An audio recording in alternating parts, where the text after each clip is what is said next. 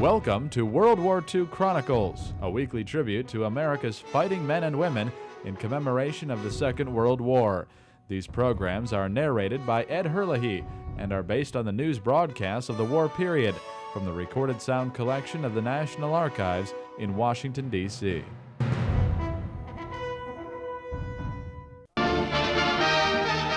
Wartime America faces the greatest demand for food in her history. Food for our Army and Navy. Food for the invasion front. Food for ourselves on the home front. With each passing month of war, rationing was becoming more and more of a necessity. Already rubber and gasoline were being rationed.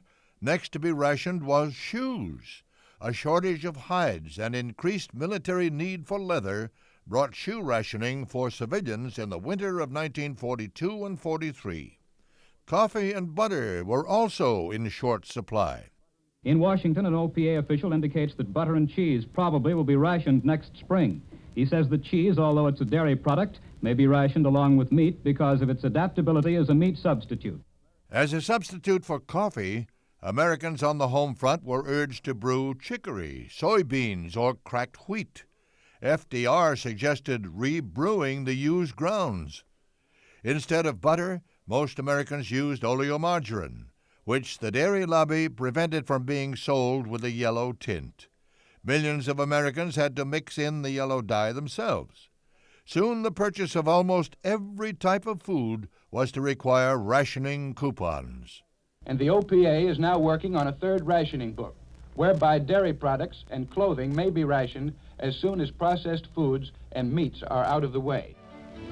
So the question arises, what method of rationing can be used so that each citizen may get his fair share of canned fruits and vegetables and other commercially packed foods, and that will still allow freedom of choice? The system which has been adopted and has worked successfully in England for over a year is called point rationing.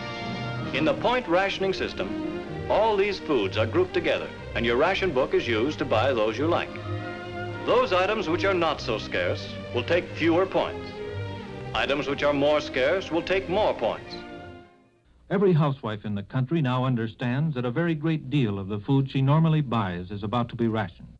I'm Ed Herlihy. Join me next time for World War II Chronicles.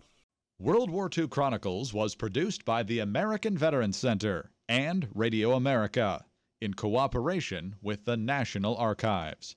To listen to more episodes, subscribe on iTunes or visit AmericanVeteransCenter.org. We need your help to keep the legacy of our World War II generation alive.